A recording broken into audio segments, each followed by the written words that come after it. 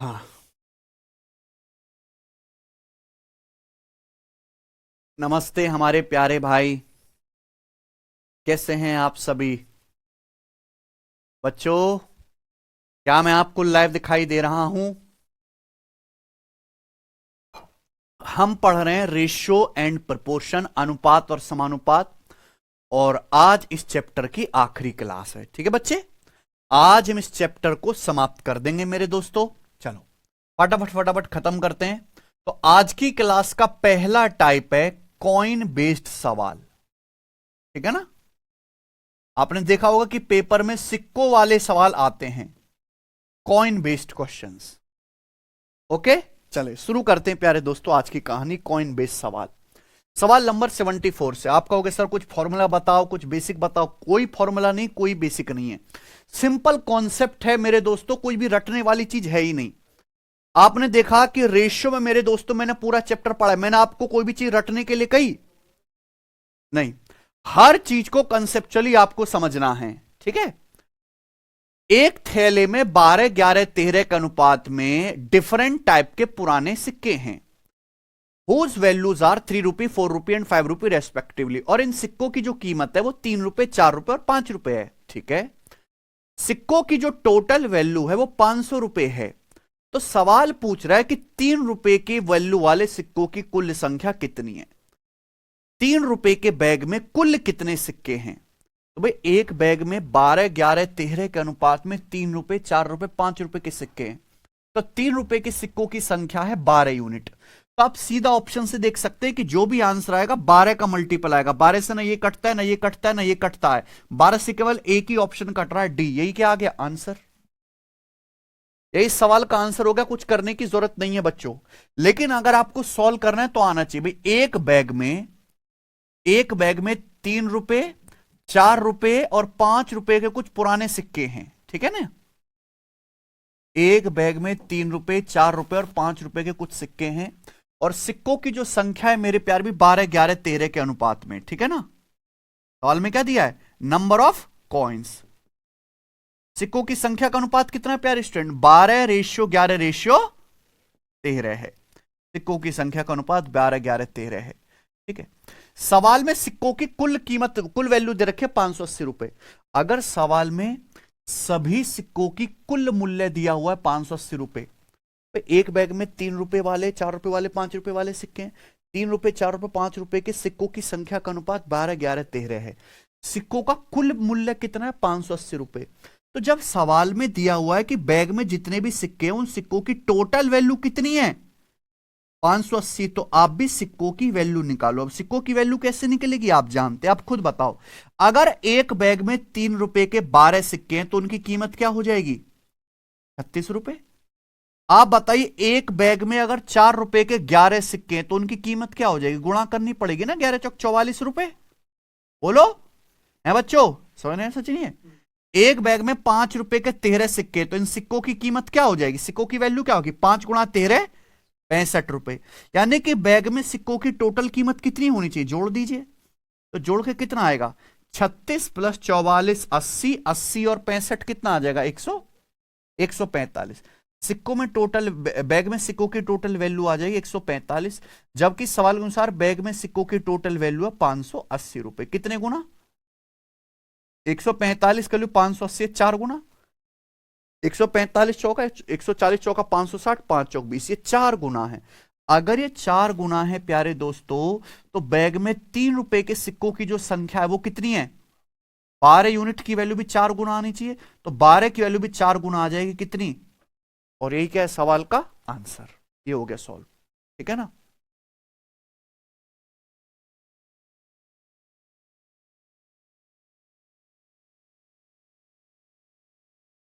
समझ में आया ना बाबू Ganesh ji?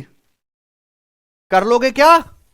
RPF sub inspector का सवाल है पुराना। ये देखिए आगे चलेंगे। सवाल नंबर कौन सा आपके सामने बच्चों? यहां पर 75। तो सवाल में क्या है मेरे भाई? 25 पैसे, 50 पैसे, 2 रुपए, 5 रुपए के सिक्कों की संख्याओं का अनुपात क्रम से 5:4:3:1 है। सिक्कों की कुल राशि 285 रुपए है। तो सवाल है 25 पैसे और 5 रुपए के सिक्कों की संख्या का बीच का डिफरेंस क्या होगा।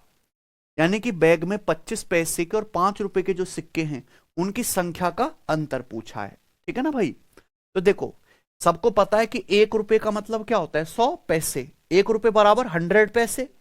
तो आपके सामने 25 पैसे के सिक्के, 25 पैसे का मतलब क्या होता है 1/4 रुपए। 25 पैसे मतलब 54, 1/4 रुपए। 50 पैसे, 50 पैसे का मतलब 58, 1/2 रुपए। ठीक है ना। और ये 2 रुपए और 5 रुपए। तो एक बैग में मेरे प्यार में 25 पैसे के, 50 पैसे के, 2 रुपए के और 5 रुपए के सिक्के हैं। ठीक है। और सिक्कों की संख्या का रेशियो कितना है 5:4:3:1। सवाल में सिक्कों की कुल कीमत दी हुई है कितनी 285 रुपए। यानी कि इस सवाल को अगर आपको सॉल्व करना है तो सिक्कों की कुल कीमत निकालनी पड़ेगी। जब आप सिक्कों की कुल कीमत निकालोगे तो आप ये देखो यहां बटे 4 भी आ रहा है, बटे 2 भी आ रहा है, इससे गुणा करनी पड़ेगी। इससे आपका आंसर किस में चला जाएगा पॉइंटों में चला जाएगा, कैलकुलेशन बढ़ेगी। तो देखो आपको जब यहां पर बटे 4 भी करना है, बटे 2 भी करना है, तो 4 और 2 का एलसीएम क्या होता है 4 और 2 का एलसीएम, ऐसी संख्या 4 2 से कट जाए 4 है। तो इस पूरे रेशियो को आप लोग पहले ही 4 से गुणा कर लो। इस रेशियो को पहले 4 से गुणा कर लो तो बताओ क्या आ जाएगा। अगर इस रेशियो को 4 से गुणा कर लोगे तो 4 पंजे 20, रेशियो 4 चौक 16, रेशियो 4 तिया 12, रेशियो 4 एकम, ये रेशियो आ गया। यानी कि प्यारे दोस्तों मैं कह सकता हूं कि एक बैग में 25 पैसे, 50 पैसे, 2 रुपए और 5 रुपए के सिक्कों की संख्या का रेशियो कितना है 20 रेशियो 16 रेशियो 12 रेशियो 4 है। तो अगर ये सिक्कों की संख्या का अनुपात है तो आप मुझे बताइए इन सिक्कों की कीमत क्या होगी। आप निकाल नहीं सकते, आप खुद बताओ। अगर बैग में 54 के 20 सिक्के तो इनकी कीमत क्या होगी 1/4 गुणा 20 5 रुपए। अगर बैग में 58 के 16 सिक्के इनकी कीमत क्या होगी बच्चों 1/2 गुणा 16 8 रुपए। ये सब दिमाग में करने वाली चीज है। अगर एक बैग में 2 रुपए के 12 सिक्के इनकी कीमत क्या होगी 12 दूनी 24 रुपए। अगर इस बैग में 5 रुपए के 4 सिक्के तो इनकी कीमत कितनी होगी 5 चौक 20 रुपए। तो यानी कि प्यारे दोस्तों सभी सिक्कों की टोटल कीमत क्या आ जाएगी जोड़ दो 5 8 13 और 24 37 37 और 20 57 आ गया। तो सभी सिक्कों की कीमत आ गई 57। जबकि सवाल के अनुसार सभी सिक्कों की कीमत कितनी दे रखी है 285 रुपए। कितने गुना है बताओ बच्चों 50 पंजे 250, 7 पंजे 35 से 5 गुना है। कितने गुना हो रहा है 5 से गुना हो रहा है। तो सवाल में पूछा 25 पैसे और 5 रुपए के सिक्कों की संख्या का डिफरेंस।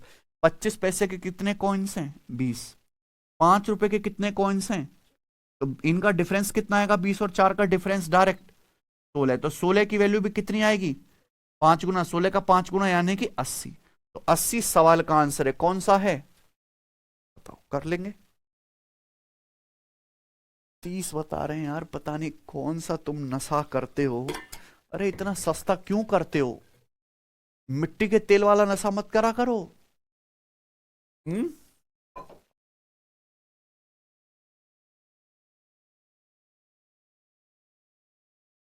अरे आई बात समझ में। भगवान जाने क्या ही होएगा तुम्हारा। ये बताओ बच्चों सवाल है आपके सामने यहां पर 76 एएलपी के पेपर का सवाल है। बिल्कुल ऐसा ही क्वेश्चन है। इस सवाल का आंसर आप मुझे करके बता दो, मैं नहीं बताऊंगा बिल्कुल भी। ऐसा ही सवाल है।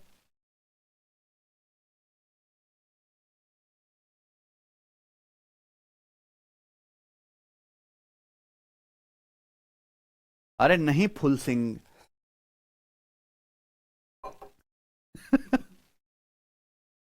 1 रुपए 50 पैसे 25 पैसे के कुछ सिक्के एक बैग में हैं। सिक्कों का मूल्य कितना 93.75 रुपीज। सिक्कों की संख्या का अनुपात है 3:4:5 नंबर ऑफ कॉइन्स का रेशियो। तो पूछा प्रत्येक प्रकार के सिक्कों की संख्या ज्ञात कीजिए। एएलपी में आया था। पहली बात 1 रुपए 50 पैसे और 25 पैसे के सिक्के हैं बैग में। सिक्कों की संख्या का रेशियो कितना है 3 4 5। सिक्कों की संख्या पूछे सभी की, यह रेशियो 3 4 5 है। 15 से जाएगा 15 तिया 45, 15 चौका 60, 15 पंजे 75। ये 3 4 5 रेशियो है ही नहीं। 40 70 तो कटेगा ही नहीं ना। ये रेशियो 3 4 5 नहीं है क्योंकि 46 58 का रेशियो हो गया 23 29 खत्म। ये रेशियो है क्या 14 तिया 42, 14 चौका 56, 14 पंजे 70, यानी कि दो ऑप्शन तो देखती हट गए, कौन सा? पहला वाला और जो सॉरी दूसरा और तीसरा, दो ही ऑप्शन में फंसा ना। हालांकि नजर देख के तो समझ आ रहा है कि आंसर क्या होना चाहिए, पहला वाला ही होना चाहिए। ठीक है,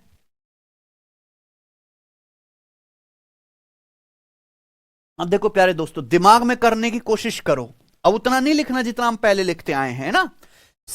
सवाल में दिया क्या है?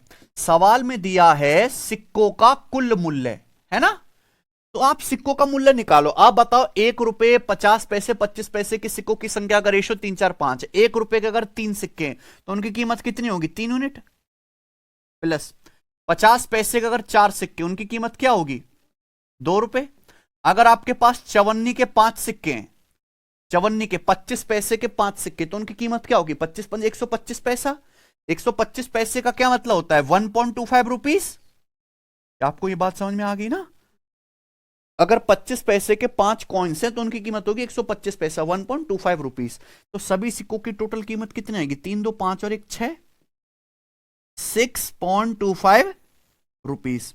सवाल के अनुसार सभी सिक्कों की टोटल कीमत कितनी है? 93.75 रुपीस। ठीक है ना, इसलिए मैंने यहां पर डेसिमल में ही रहने दिया। अब आप एक बताओ, कितनी बार चला जाएगा ये?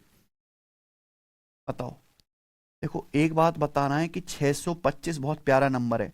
625 गुणा 8 बराबर होता है 5000। ठीक है, ये याद रखिए, कैलकुलेशन में काम आता है। और 625 गुणा 16 होता है 10,000। ये वैल्यू याद रखो। ठीक है, ये 10,000 के करीब है। अगर ये 10,000 होता तो 625 से कितनी बार जाता? ये 10,000 से 625 कम है। ये 10,000 से कितना कम है? 625। तो 16 बार जाएगा और 1 बार जाएगा। 16 माने से कितनी बार जाएगा कुल? यानी कि 15 बार पूरा का पूरा कट गया। अगर 15 बार कट गया तो सिक्कों की संख्या कितनी है? 3 की वैल्यू 15 गुना कितनी आ जाएगी? 45। 4 की वैल्यू 15 गुना कितनी आ जाएगी? 60। 5 की वैल्यू 15 गुना कितनी आ जाएगी? 75। और ये क्या है सवाल का आंसर? पहला ऑप्शन। समझ में आया ना। आगे चलते हैं। ये बताइए, लास्ट क्वेश्चन इस टाइप का, लास्ट सिक्कों वाला लास्ट सवाल।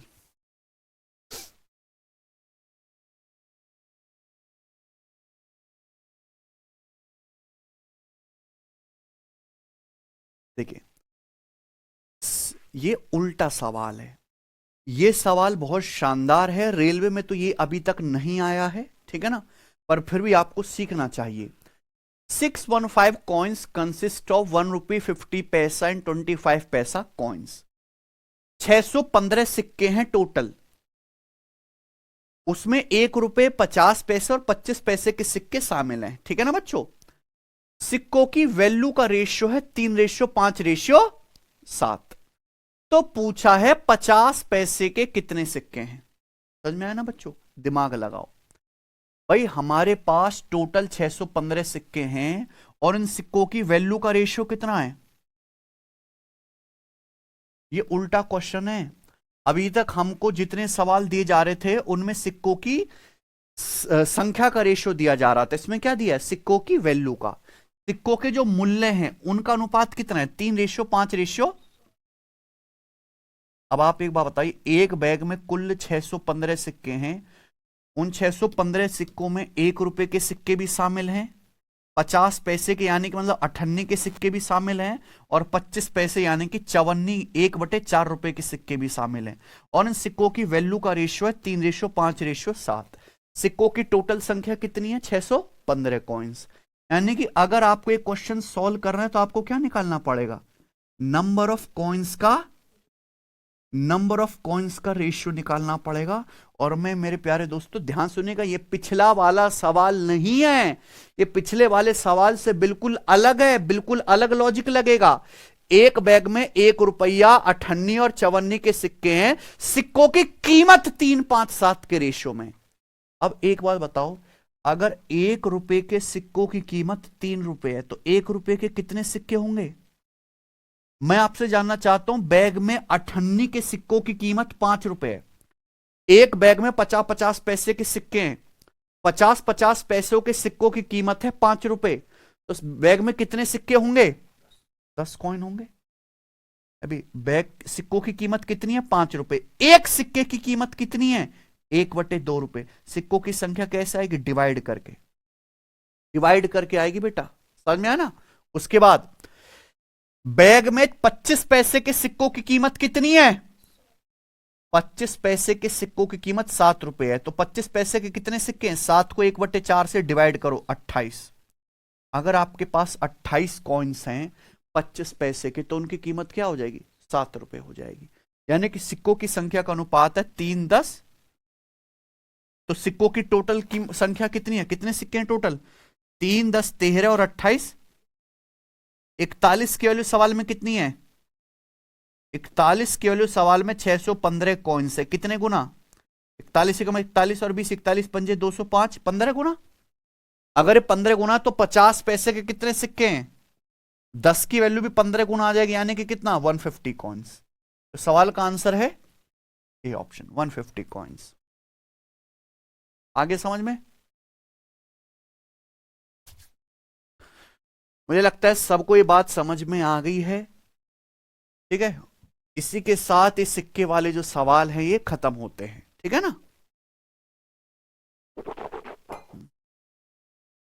आगे चलते हैं। इस चैप्टर में जितने भी फिक्स पैटर्न के सवाल थे वो मैंने आपको सारे करा दिए। फिक्स टाइप के सवाल हमने सारा कर लिया। रेशियो को मर्ज करना, mean proportional, third proportional, fourth proportional, directly inversely proportional, आय खर्चा बचत रेशियो बराबर करना, कम करना, सब करा दिया मैंने आपको, कुछ नहीं बचा। अब ये जो सवाल है आखिरी के, ये है मिसलेनियस। ठीक है, चैप्टर एंड होने वाला है, यानी कि जो मैं आपको सवाल कराने वाला हूं आगे के, इन सवालों का कोई सिर पैर नहीं है, सिंपल कॉमन क्वेश्चंस है। ठीक है ना। आपको इंस्टेंट सोचना है, दिमाग लगाना है मेरे प्यारे भाई। ठीक है जी, आ जाइए सवाल नंबर 78 करो।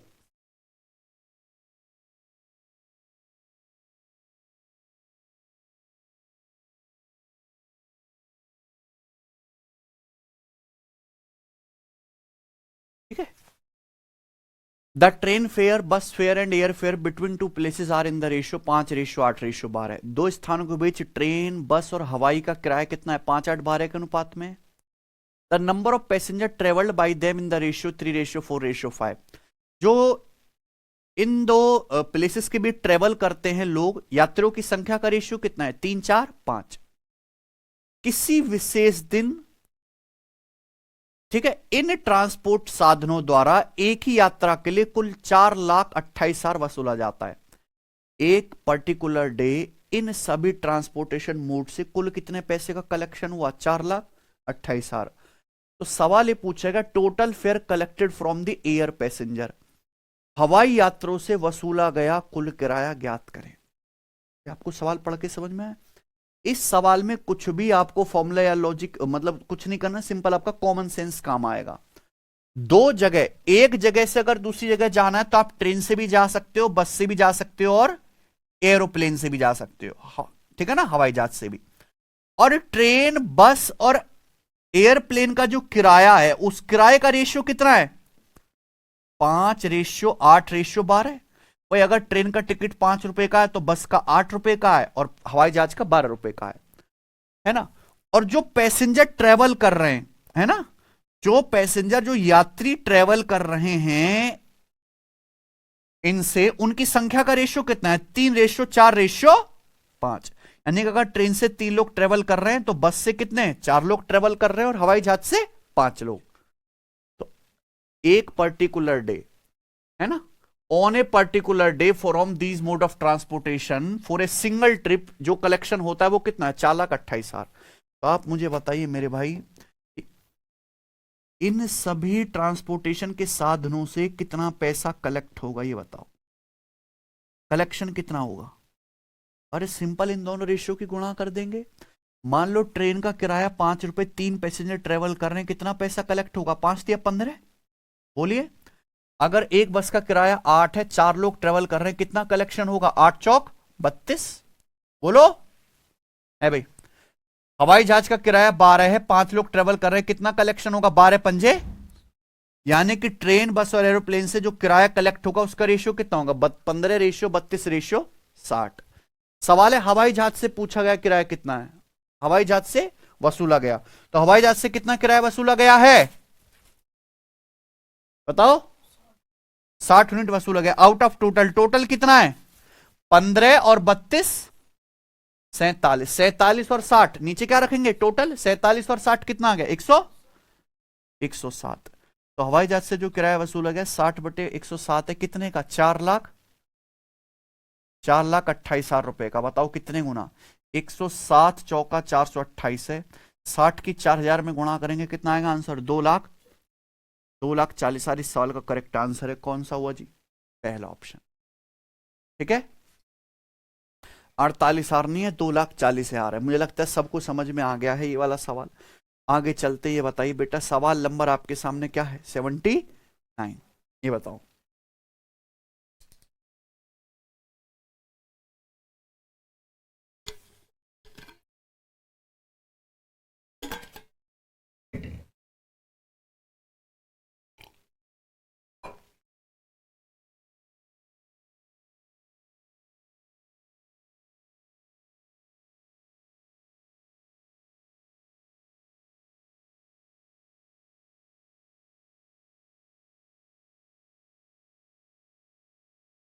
सेवेंटी 79 नंबर बताइए। ये सारे मिसलेनियस सवाल हैं। एक स्कूल में 1554 स्टूडेंट थे जिसमें लड़कों और लड़कियों का संख्या का अनुपात कितना है? 4:3। कुछ दिनों के बाद 30 लड़कियां स्कूल में शामिल हुई और कुछ लड़के छोड़कर चले गए। ठीक है ना? रिजल्ट ये हुआ कि बॉयज और गर्ल्स का रेशियो कितना हो गया? 7:6। तो सवाल यह, the number of boys who left the school, school छोड़ने वाले लड़कों की संख्या क्या है? यही है ना सवाल? यह है कि कितने लड़के ऐसे हैं जो स्कूल छोड़ के चले गए। बताओ।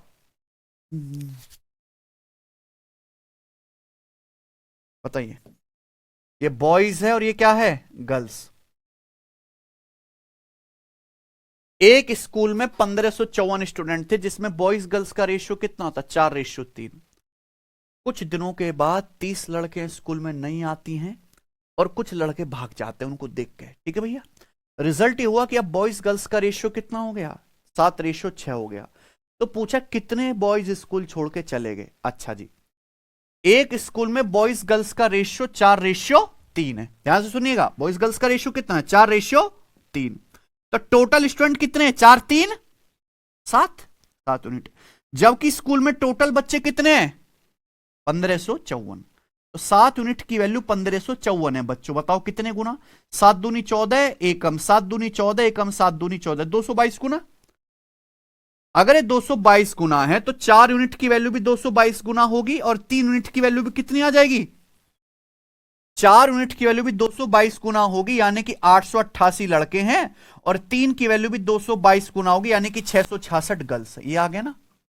अगर स्कूल में टोटल 1554 स्टूडेंट हैं तो उसमें से 888 बॉयज हैं, 666 गर्ल्स हैं। क्लियर है? अब हुआ क्या, कुछ दिनों के बाद स्कूल में 30 गर्ल्स नहीं आती हैं। ठीक है ना? 30 गर्ल्स नहीं आती हैं और कुछ लड़के स्कूल छोड़कर चले जाते हैं। बॉयज गर्ल्स का रेशियो क्या हो जाता है अब स्कूल में? 7:6। देखो 666 गर्ल्स थी, 30 गर्ल्स नहीं आई, तो अब कितनी गर्ल्स होगी स्कूल में? 696 गर्ल्स हो गई हैं। कितनी गर्ल्स हो गई स्कूल में? 696। और बॉयज गर्ल्स की संख्या का रेशियो कितना है प्यारे दोस्तों? अब बॉयज गर्ल्स की संख्या का रेशियो स्कूल में 7:6 है। पहले 888 बॉयज थे, 666 गर्ल्स थी, 30 गर्ल्स नहीं आई, लड़कियां होंगी 696। और अब बॉयज गर्ल्स की संख्या का रेशियो 7:6 है। बेटा अब लड़कियां कितनी है? 696 है। कितने गुना? 116 गुना। 6 कम 6, 96/6, 16, 116 गुना। तो अब स्कूल में लड़के कितने हैं? 7 की वैल्यू भी 116 गुना होनी चाहिए कि नहीं होनी चाहिए? अगर 7 को 116 से गुना करेंगे 700, और 16 सत्ते 112, यानी कि कितना आ गया? 812। यानी कि मैं कह सकता हूं कि अब स्कूल में कितने लड़के हैं? 812। पहले स्कूल में 888 लड़के थे, अब उस स्कूल में 812 लड़के हैं। तो कितने लड़के स्कूल छोड़ के चले गए? घटा दो। 8 में 2 गया 6, 8 में से गया 7, 76। यानी कि 76 लड़के स्कूल छोड़ के चले गए हैं। और ये सवाल का आंसर क्या आ गया? Option number A option correct है। सबको समझ में आ गया?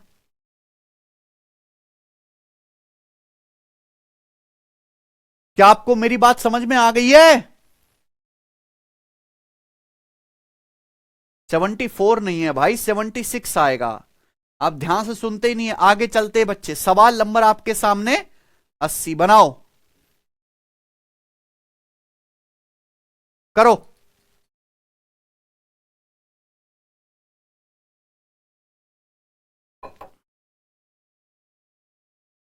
सुशील,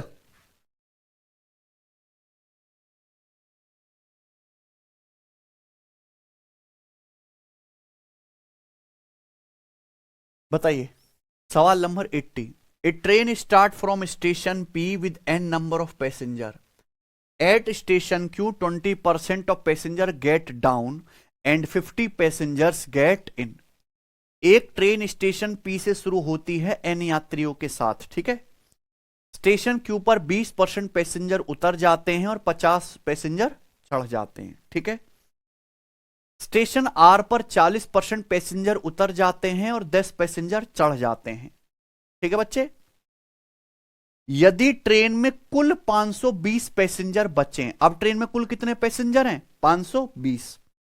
तो सवाल में पूछा है एन का मान ज्ञात करें। 4 ऑप्शन आपके सामने हैं।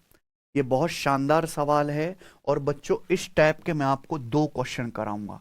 ऐसे सवालों को ना हमेशा उल्टा सोचा जाता है, रिवर्स तरीके से, ठीक है ना, समझ में आया ना। ऐसे सवालों को कैसे सोचना है बच्चों? आपको हमेशा रिवर्स टेक्निक से सोचना है, ठीक है ना बच्चे। देखो अगर आप इस क्वेश्चन को ध्यान से देखेंगे तो यहां पे 20% भी आ रहा है और एक्चुअल वैल्यू भी आ रही है। मैं आपको बेस्ट मेथड बता रहा हूं इन द वर्ल्ड ऐसे किसी भी सवाल को करने का। ध्यान सुनिएगा, एक ट्रेन स्टेशन पी से एन पैसेंजर के साथ चलना शुरू करती है। एक ट्रेन स्टेशन पी से चलना शुरू करती है एन पैसेंजर के साथ। स्टेशन क्यू पर 20% पैसेंजर उतर जाते हैं। 20% का मतलब क्या होता है? 1/5। तो स्टेशन क्यू पर 20% पैसेंजर उतर जाते हैं, 20% का मतलब 1/5। यानी कि स्टेशन पी पर अगर 5 पैसेंजर थे तो 5 में से 1 उतर गया, तो कितने पैसेंजर बचे? अब 4 यूनिट। अगर स्टार्टिंग में 5 पैसेंजर थे, 1 उतर गया, तो कितने बचे पैसेंजर? ये एक एक्शन हुआ, ये एक एक्शन हुआ ना। स्टार्टिंग में अगर 5 यूनिट पैसेंजर थे तो 1 उतर गया, 4 यूनिट बचे। फिर क्या हुआ मेरे भाई? 50 पैसेंजर चढ़ जाते हैं, यानी कि दूसरा एक्शन ये हुआ कि अब 50 पैसेंजर नए चढ़ गए।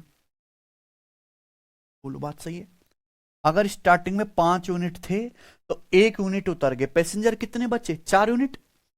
4 यूनिट बचे, लेकिन उसके बाद उसी स्टेशन पे 50 पैसेंजर नए चढ़ गए, तो कितना हो गया प्यारे दोस्तों? +50। 50 पैसेंजर नए आ गए। अब ट्रेन दूसरे स्टेशन पर पहुंची। अब ट्रेन पहुंची स्टेशन आर पर। स्टेशन आर पर 40% पैसेंजर उतर जाते हैं। 40% की फ्रैक्शन वैल्यू क्या होते हैं? 2/5। अब ट्रेन पहुंची है अगले स्टेशन पर, स्टेशन आर पर 40% पैसेंजर उतर जाते हैं। 40% का मतलब 2/5, यानी कि अगर 5 पैसेंजर है तो 5 में से 2 उतर जाते हैं। 5 में से 2 उतर जाते तो बचते कितने?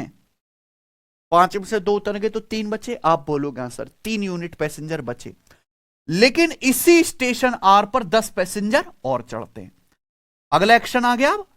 अब स्टेशन आर पर 10 पैसेंजर और चढ़ते हैं। कितने? 10 पैसेंजर और चढ़ते हैं। अब फाइनली ट्रेन में कुल कितने पैसेंजर बचे हैं? 520। अब ट्रेन में कुल कितने पैसेंजर हैं? 520 पैसेंजर हैं। तो सवाल में पूछा है मेरे प्यारे भाई कि बताइए सवाल में एन का मान क्या है। एन का मतलब कि स्टार्टिंग में ट्रेन में कितने पैसेंजर थे स्टेशन पी पर स्टार्टिंग में। तो मैंने हर एक लाइन को लिख लिया सिलसिलेवार, है ना, क्लियर है। ऐसे सवालों को हमेशा रिवर्स मेथड से सॉल्व करते हो कि यहां पे आपको फाइनल वैल्यू दी हुई है और मेरे प्यारे भाई शुरुआत की वैल्यू क्या है पूछी है। स्टार्टिंग में स्टेशन पी पर एन पैसेंजर चलना शुरू करते हैं। 20% उतर गए, 1/5, 5 से 4 बचे। फिर मेरे दोस्तों 50 नए पैसेंजर चढ़ गए। अगली स्टेशन पर 40% उतर गए, 2/5, 5 से 3 बचे। 10 पैसेंजर नए चढ़ गए, कितने हो गए? अब 520। आप देखो उल्टा सॉल्व करना शुरू करो। 10 पैसेंजर चढ़ने के बाद 520 हैं, ये 10 पैसेंजर नए चढ़ने के बाद 520 हैं। तो 10 पैसेंजर चढ़ने से पहले कितने रहे होंगे? 510। भाई 520 में से 10 घटाओ, 510 रहे होंगे। ये 510 पैसेंजर होंगे, 10 नए चढ़े, तब जाके कितने हुए 520, यानी कि 3 यूनिट की वैल्यू 510 है। कितने गुना 100, अगर 170 गुना है तो 5 की वैल्यू भी 170 गुना आएगी। कितना, 850 आ गई। अब आप देखो 50 पैसेंजर नए चढ़ने के बाद 750 है। यहां 50 पैसेंजर नए चढ़ते हैं तब जाके कितने पैसेंजर हो जाते हैं, यानी कि 50 पैसेंजर चढ़ने से पहले कितने रहे होंगे, 50 पैसेंजर चढ़ने से पहले कितने रहेंगे, 850 में से 50 घटा दो, 850 में से 50 घटा दो, कितने रहे होंगे 800 पैसेंजर रहे होंगे, 800 रहे होंगे, 50 नए चढ़े तब जाके कितने हुए हैं 800 प्लस 50 850 होता है। लेकिन 4 यूनिट की वैल्यू 800 है, कितने गुना 200 गुना। तो स्टार्टिंग में कितने पैसेंजर थे 5 यूनिट की वैल्यू भी 200 गुना आ जाएगी। कितना आ गया आंसर, यानी कि स्टार्टिंग में कितने पैसेंजर थे, कौन सा ऑप्शन है बताइए।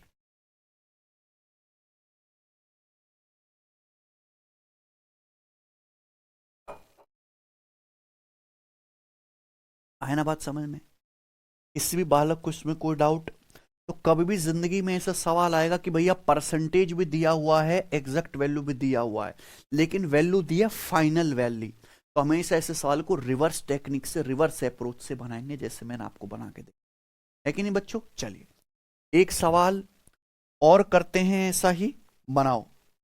सवाल नंबर है आपके सामने यहां पर 81, बताइए। चलो 81 नंबर क्या है, एक ऑफिस में असिस्टेंट और ऑफिसर हैं, एक ऑफिस में असिस्टेंट भी हैं और ऑफिसर्स भी हैं, officer and assistant in an office. If 14 assistant went on leave, then every assistant has 2 officers. सवाल यह है कि अगर 14 असिस्टेंट छुट्टी पे चले जाते हैं तो हर असिस्टेंट के पास 2 ऑफिसर हैं, ठीक है। आफ्टर दैट, इसके बाद 45 officers went on leave, now every officer has 5 assistants. इसके बाद 45 ऑफिसर छुट्टी पे चले जाते हैं, अब हर ऑफिसर के लिए कितने असिस्टेंट हैं, 5 असिस्टेंट हैं। तो पूछा है find out how many assistant were there initially, शुरुआत में ऑफिस में कितने असिस्टेंट थे। सब कुछ सवाल समझ में आ गया। ये सब मिसलेनियस सवाल है, किसी टाइप को फॉलो नहीं करते किस टाइप का सवाल है, नहीं, जस्ट ए क्वेश्चन। ध्यान से सुनिएगा, एक ऑफिस में असिस्टेंट भी हैं और ऑफिसर भी हैं, ठीक है ना बच्चे। ना तो हमको ये पता कि असिस्टेंट कितने हैं, ना हमको ये पता कि ऑफिस में ऑफिसर कितने, कुछ नहीं पता। पता है क्या, ना तो हमें ये पता कि ऑफिस में असिस्टेंट कितने हैं, ना ये पता ऑफिसर कितने हैं। लेकिन सवाल ये बोला है कि अगर 14 असिस्टेंट छुट्टी पे चले जाते हैं, अगर 14 असिस्टेंट छुट्टी मनाने चले जाते हैं, तो सवाल के अकॉर्डिंग हर असिस्टेंट के लिए 2 ऑफिसर होते हैं। यानी कि क्या मतलब है, If 14 assistant went on leave, then every assistant has 2 officer. Every assistant has 2 officer. इसका मतलब कि अगर ऑफिस में अब एक असिस्टेंट है तो एक असिस्टेंट के ऊपर 2 ऑफिसर हैं, यानी कि असिस्टेंट और ऑफिसर की संख्या का रेशियो कितना है, 1 ratio, every assistant has 2 officer, 1 assistant 2 officer, ratio कितना, 1 रेशियो 2। इसके बाद 45 ऑफिसर चले जाते हैं। अब बेटा कौन जा रहा है, ऑफिसर। इसके बाद 45 ऑफिसर छुट्टी पे चले जाते हैं। जब 45 ऑफिसर छुट्टी पे चले जाते हैं तो अब हर ऑफिसर के लिए कितने असिस्टेंट हैं, 5। अब 45 ऑफिसर चले जाते हैं, हर ऑफिसर के लिए 5 असिस्टेंट है, हर ऑफिसर के लिए 5 असिस्टेंट, यानी कि अगर एक ऑफिसर है तो उसके पास 5 असिस्टेंट है। यही तो कह रहा है सवाल, है कि नहीं सचिन, यही तो कह रहा है, हर ऑफिसर के लिए 5 असिस्टेंट, यानी कि एक ऑफिसर 5 असिस्टेंट, यानी कि ऑफिसर और असिस्टेंट की संख्या का रेशियो कितना, 1 रेशियो 5। ये सवाल है। तो सवाल यह कि शुरुआत में कितने असिस्टेंट थे, ये आपसे पूछा।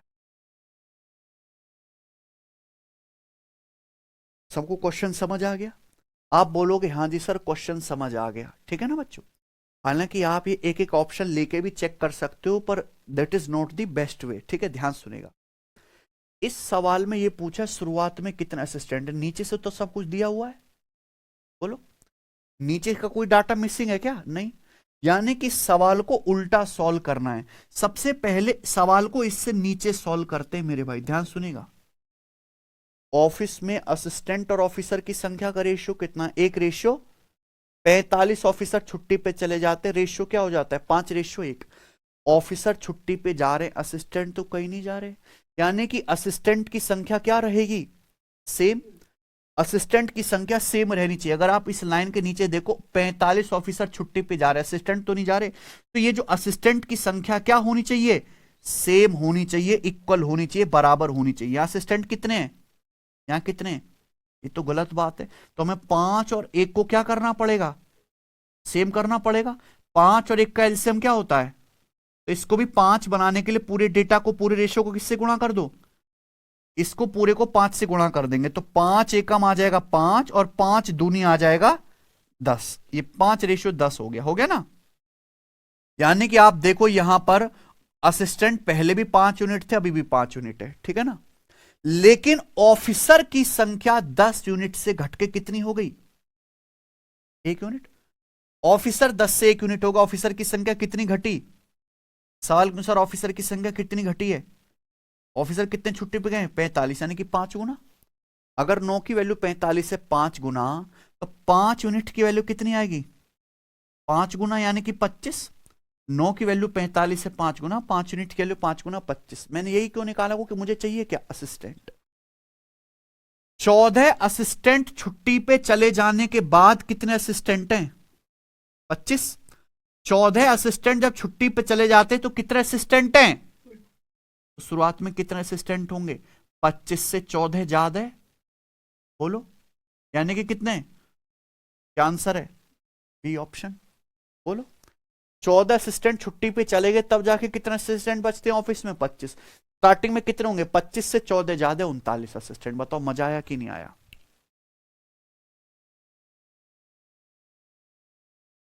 समझ गए? कर लोगे क्या ऐसे सवाल?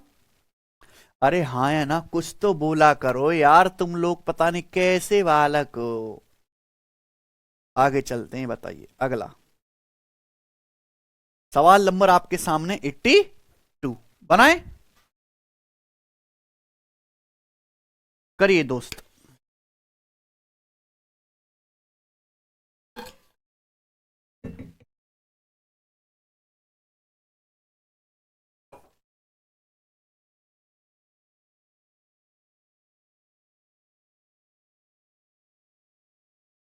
जी,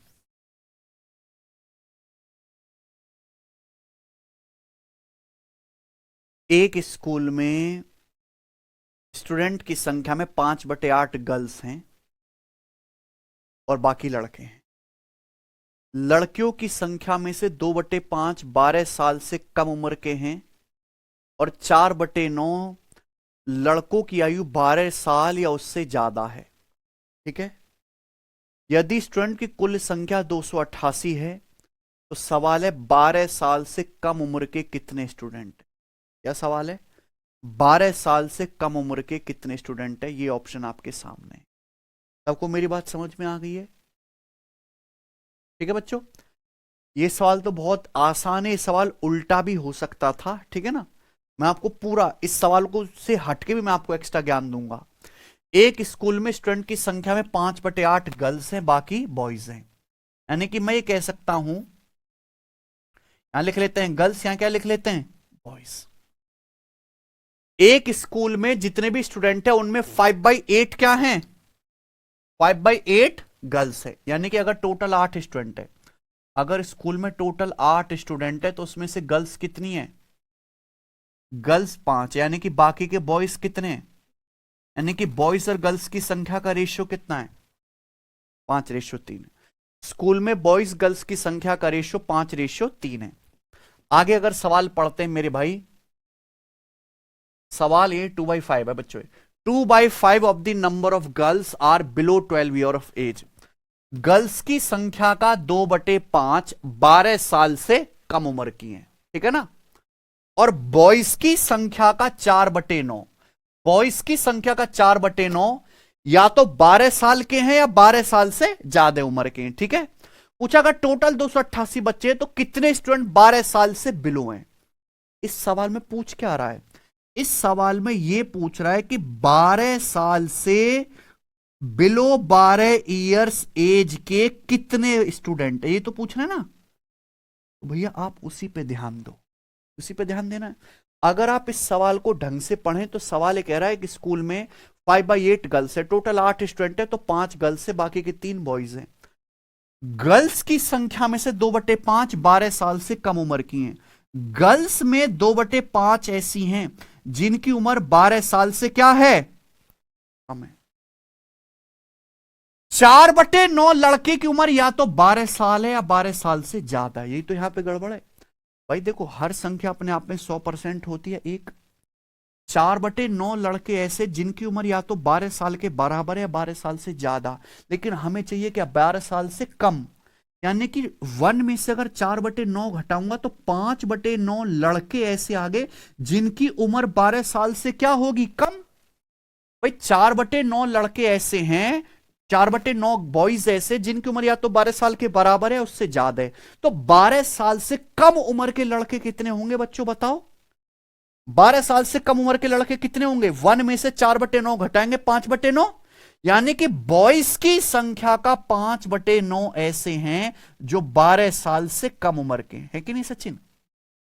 बॉयज की संख्या का 5/9 ऐसा है जो 12 साल से कम उम्र के हैं। ठीक है ना बच्चों। देखो यहां तो 5 का 2/5 आसानी से हो जाएगा, यहां 3 का 5/9 करने में क्या होगी तकलीफ, क्योंकि 3 तो 9 से कटेगा नहीं। तो यहां 3 को 9 बनाने के लिए क्या कर लेते हैं, पूरे रेशियो को 3 से गुणा। अगर पूरे रेशियो को 3 से गुणा कर लें तो क्या आ जाएगा, 3 पंजे 15, 3 तिया, ये हो जाएगा।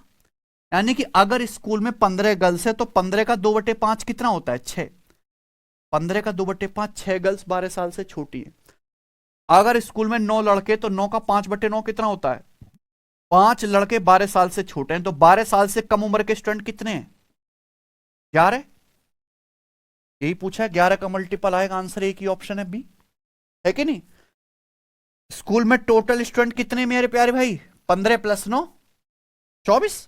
स्कूल में टोटल स्टूडेंट कितने, 15 + 9 24, जबकि स्कूल में टोटल स्टूडेंट कितने हैं 24 की वैल्यू सवाल में 288 कितने गुना, 12 गुना।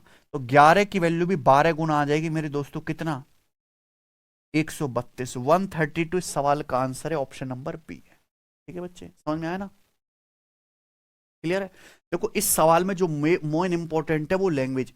ये सवाल और बढ़िया बनता अगर आपको दिया होता कि 12 साल से कम उम्र के कितने स्टूडेंट हैं, टोटल स्टूडेंट की संख्या बताओ। ये तो अभी सीधे सीधा भी हो जाएगा ब्रेक कर करके, है कि नहीं। लेकिन ये इसका प्रॉपर मेथड मैंने आपको बता दिया। 11 कहां से, अरे भैया 12 साल से कम उम्र के बच्चों पे ध्यान दो। आप सवाल के सॉल्यूशन को मत देखो, आप इस सवाल को 10 बार पढ़ो पहले। अगर कोई बच्चा सवाल की लैंग्वेज नहीं समझ पाता है तो इस सवाल को पहले 10-12 बार पढ़ो, लिख के देखो, तब आपको सवाल समझ में आएगा, तब सॉल्यूशन समझ पाओगे। यहां बोला है कि 12 साल से कम उम्र के कितने विद्यार्थी, तो 12 साल से कम उम्र के बच्चों पे ही फोकस करना है कि नहीं। आप ये देखो, गर्ल्स बॉयज गर्ल्स की संख्या का रेशियो दिया हुआ है यहां पे, 2/5 गर्ल्स 12 साल से कम उम्र की हैं, तो 15 गर्ल्स हैं, 15 का 2/5 6, 12 साल से कम उम्र की। यहां बोला 4/9 लड़के ऐसे जिनकी उम्र या तो 12 साल से है या 12 साल से ज्यादा है। तो 1 में से 4/9 घटाओ, 1 टोटल होता है, 4/9 लड़के 12 साल से बराबर है या 12 साल से ज्यादा है। तो 12 साल से कम उम्र के कितने होंगे, 5/9 बॉयज। यहां बॉयज का 5/9 निकाला, तो इन दोनों को जोड़ लिया, 6 + 5 11। समझ में आया ना बच्चे, आगे चलते हैं, अगला ये बताओ।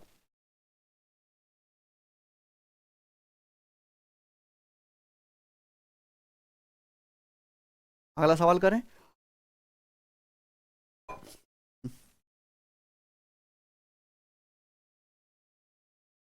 मिस्टर अंकित सियाचिन के दौरे पर हैं, ठीक है।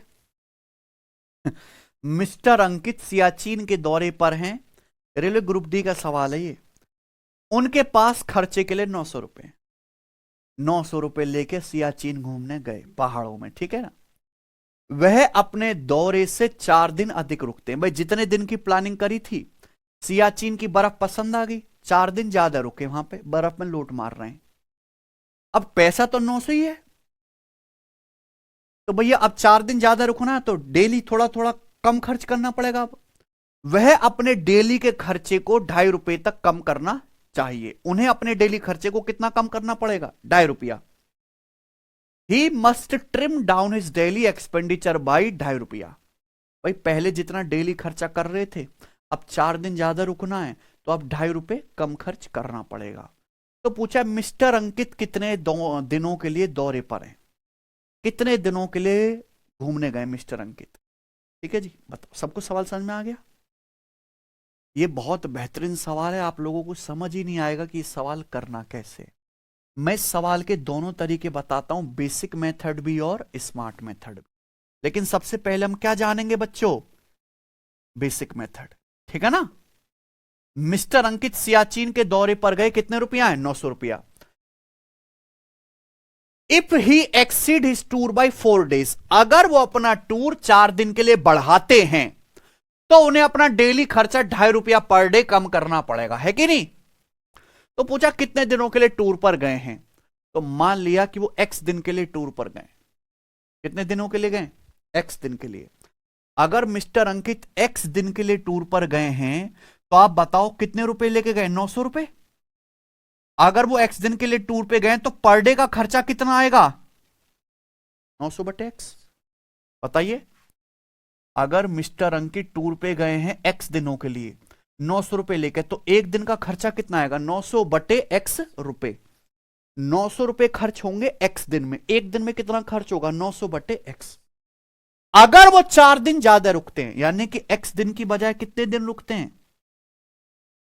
x दिन की बजाय x प्लस 4 दिन रुकते हैं, तो भैया पैसे तो अभी भी 900 ही हैं, तो अब पर डे का खर्चा कितना आएगा? ये आएगा। अब पर डे का खर्चा कितना आएगा? 900 बटे x प्लस 4।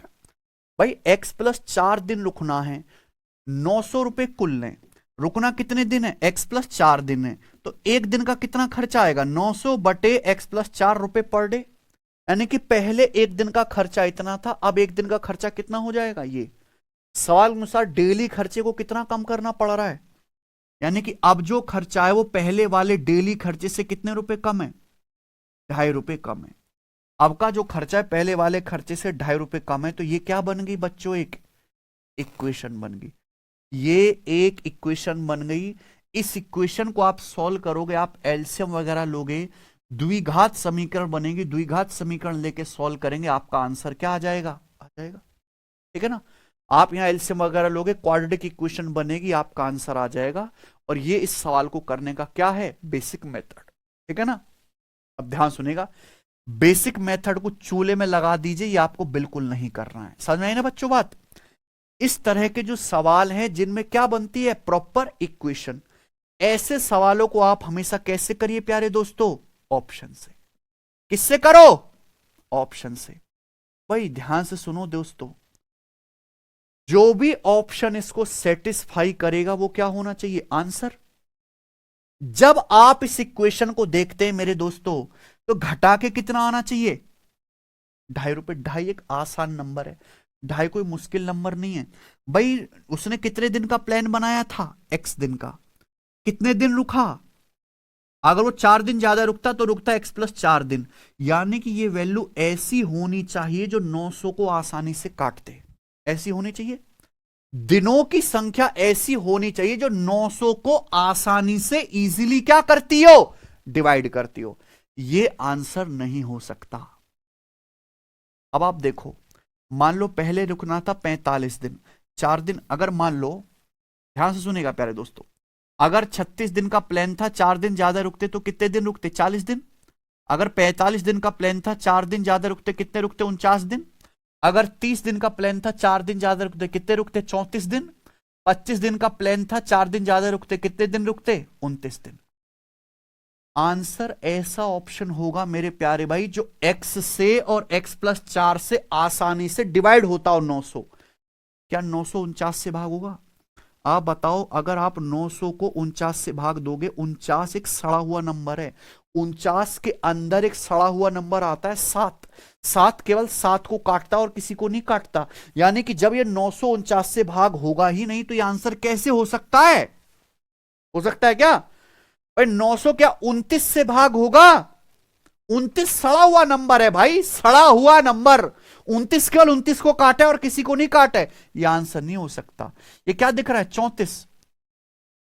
34 के भीतर आता है 17। 17 एक सड़ा हुआ नंबर है, 17 17 को काटे और किसी को नहीं। क्या यह आंसर हो सकता है?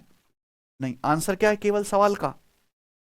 पहला ऑप्शन। आप बोलोगे सर कैसे? आप देखो, 900 रुपए लेके गया था कितने दिन के लिए? 36 दिन के लिए। अब 900 रुपए का, रुपए तो 900 ही है, कितने दिन रुकेगा अब? 40 दिन। 4 दिन ज्यादा है। तो पहले कितना खर्चा हो रहा था? 36 दूनी 72 और ये 25। अब 900 रुपए में रुकेगा 40 दिन, तो एक दिन का खर्चा कितना आएगा? 90/4। 90/4 यानी कि 22.5 रुपए। तो बताओ कितना खर्चा कम हो गया डेली का?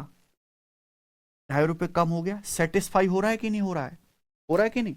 यानी कि यहां जो नीचे वैल्यू है ये 36 और 40, ये ऐसी वैल्यू जो 900 को आसानी से काट रही हैं। इनकी जगह, इनकी तरह परेशान नहीं करेंगी 34 29 49 की तरह। इसलिए सवाल का आंसर क्या होगा? पहला ऑप्शन। समझ में आया? मुझे लगता है समझ में आ गया होगा। आगे चलते हैं बच्चों, अगला सवाल। सवाल नंबर क्या है स्टूडेंट आपके सामने? 84। बनाइए।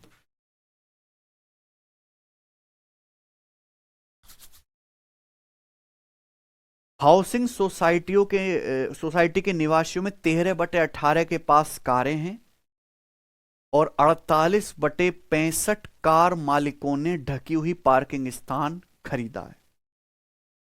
136 निवासियों ने खुले में पार्क किया है। तो सोसाइटी में कितने निवासी थे? ये सवाल है। क्या तुम्हें सवाल समझ आ रहा है? ये सवाल रेलवे एनटीपीसी सीबीटी 1 का भी, किसी बिरादरी का सवाल तो है नहीं कि भाई इस टाइप का सवाल है। यहां तो आपको लॉजिक लगाना है। एक हाउसिंग सोसाइटी में जितने भी लोग रहते हैं उनमें से 13/18 के पास कार है। ठीक है ना? अब जिनके पास कार है वही तो पार्किंग करेंगे, जिनके पास कार ही नहीं वो पार्किंग नहीं करेंगे। 48/65 कार मालिकों ने ढकी हुई पार्किंग के स्थान खरीदा है। भाई फ्लैटों में कार पार्किंग की जगह मिलती है, तो 48/65 लोग तो कार पार्किंग की जगह बिल्कुल खड़ी करते हैं, लेकिन बाकी 136 लोग अपनी गाड़ी खुले में पार्क कर देते हैं। यही बात है। तो पूछा सोसाइटी में कितने जो है निवासी थे, सोसाइटी में टोटल कितने लोग हैं ये बताओ। सबको समझ में आ रहा है? बताइए।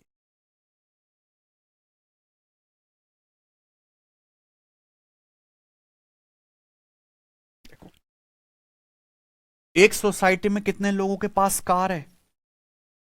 13/18 है सचिन। एक सोसाइटी में कितने लोगों के पास कार हैं? 13/18 लोगों के पास कार है।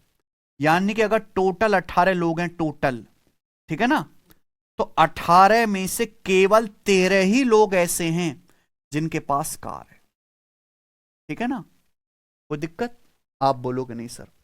मैं काम करता हूं, पूरे डाटा को 5 से गुणा कर लेता हूं। अभी सुनना मैं ऐसा क्यों कर रहा हूं। अगर 5 से गुणा करूंगा, मैंने मान लिया कि सोसाइटी में टोटल 90 लोग रहते हैं। ठीक है? सोसाइटी में कितने लोग रहते हैं टोटल? 90। 5 से गुणा कर ले ऊपर नीचे तो आएगा 65/90। तो कार वाले कितने फिर? 65 लोग। समझ में आया ना? मैंने 5 से गुणा कर दिया। आपको आप अपनी मर्जी से कुछ भी कर दे, तो अपनी मर्जी से नहीं, सब कैलकुलेशन को आसान करने के लिए होता है। 13/18 के पास कार है, मैंने ऊपर नीचे 5 से गुणा कर दिया। अगर सोसाइटी में 90 लोग हैं, 18 पंजे 90, तो कार कितने लोगों के पास है? 65 लोगों के पास है। मैंने ऐसा इसलिए किया क्योंकि मुझे आगे जाके 13/65 करना था। 48/65 कार मालिकों ने ढकी हुई पार्किंग की जगह खरीदी है। कार वाले कितने लोग हैं? 65 का 48/65 आसानी से हो जाएगा कि नहीं हो जाएगा? इसलिए मैंने किया। 13 का बटे 65 करने में दिक्कत हो रही थी, इसलिए पहले किससे कर लिया? 5 से गुणा। अगर कार वाले 65 लोग हैं तो 65 का 48/65 कितना आ गया मेरे प्यारे भी? 48। यानी कि 48 लोगों ने पार्किंग ली है। समझ में आया ना बच्चे? ऐसा चिन्ह 48 लोग ऐसे हैं जिन्होंने अपनी पार्किंग की जगह खरीदी है।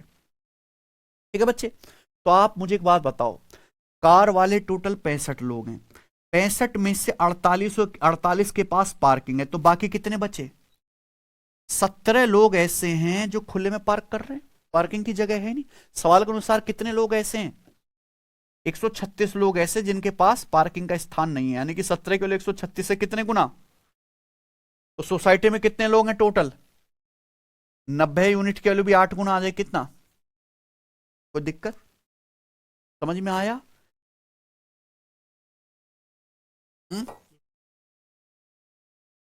मुझे लगता है सबको मेरी बात समझ में आ गई है।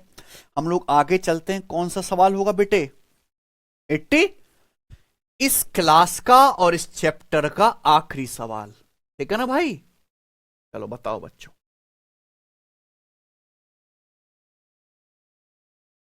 समझ में आया ना? करें? मैं आपको ना पूरे 2 मिनट का टाइम देता हूं इस सवाल को खुद से करने का। यह सवाल रेलवे एनटीपीसी 2021 की 4 से 5 शिफ्टों में आया हुआ है, सेम टू सेम।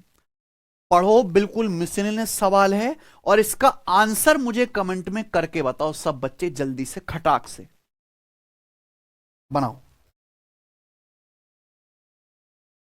मैं आपको सोचने का समय देता हूं, 2 मिनट लो, तसल्ली से खूब घुसड़बाजी करो और करके दिखाओ मुझे इस सवाल को, बताइए।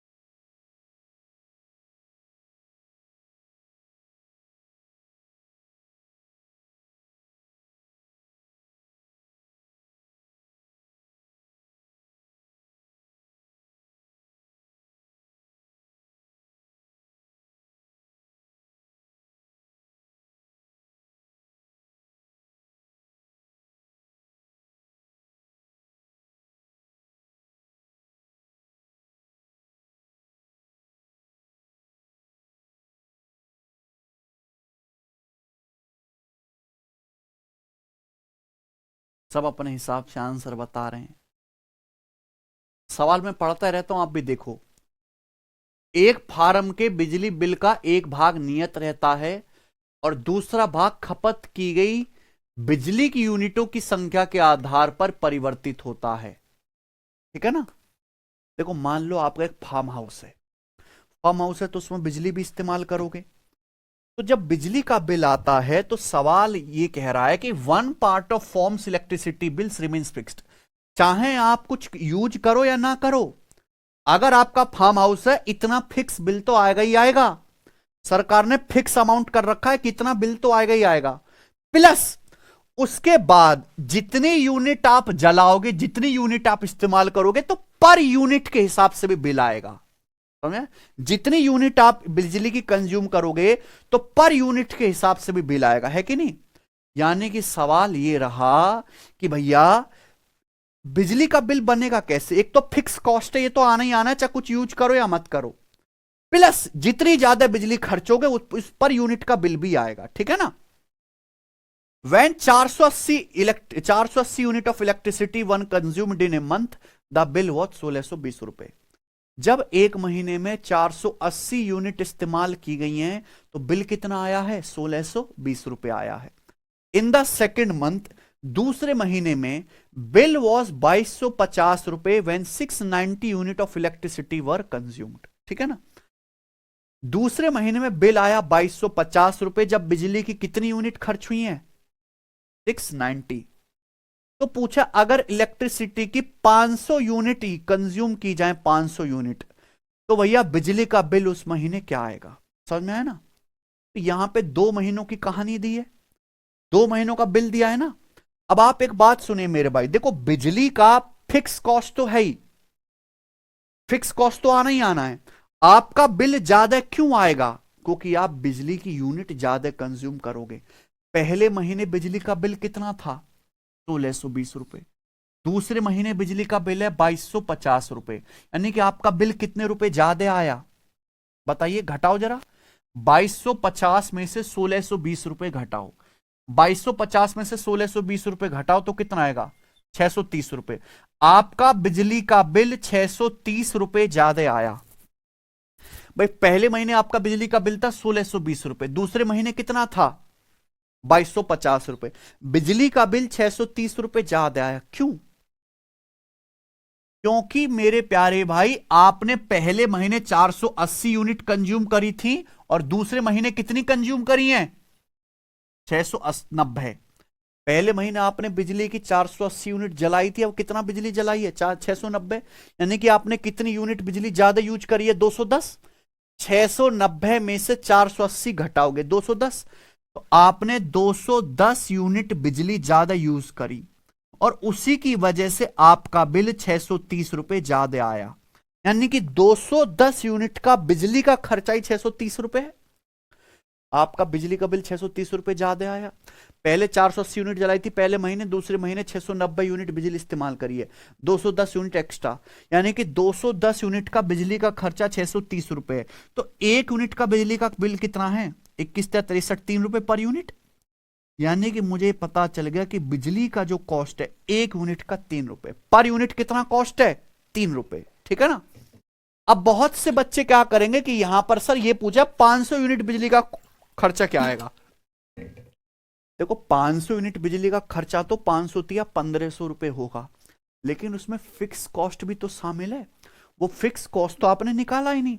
एक्चुअली फिक्स कॉस्ट निकालने की जरूरत भी नहीं है। मेरी बात सुनना आप, अगर आप पहले महीने का हिसाब देखो तो पहले महीने में कितनी बिजली की इस्तेमाल की गई है? 400। और बिल कितना आया है?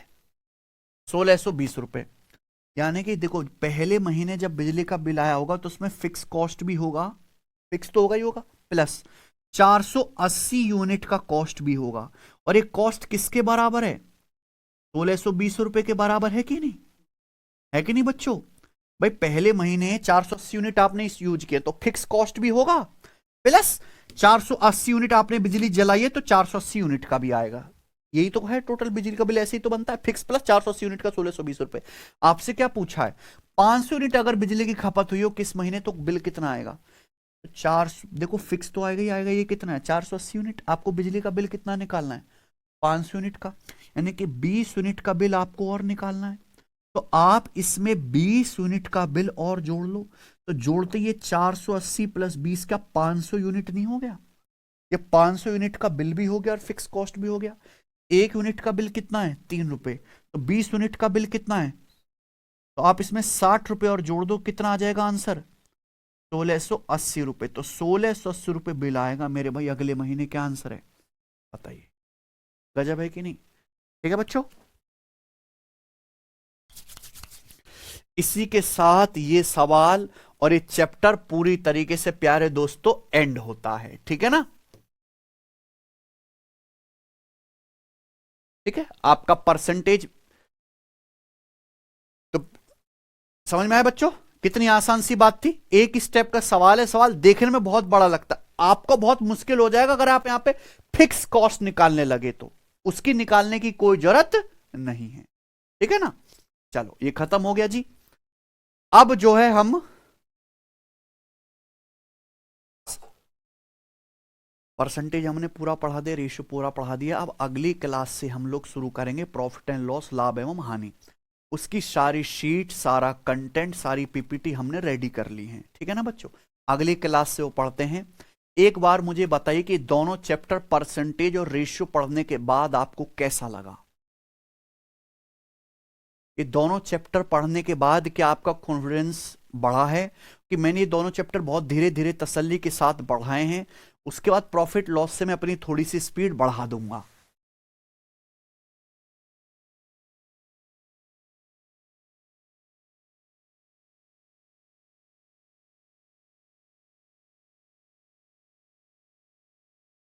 मजा आया है बच्चों पढ़ के?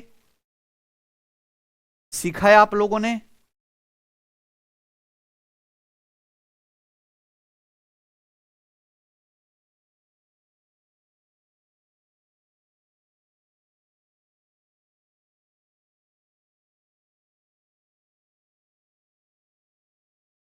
अच्छा लगा?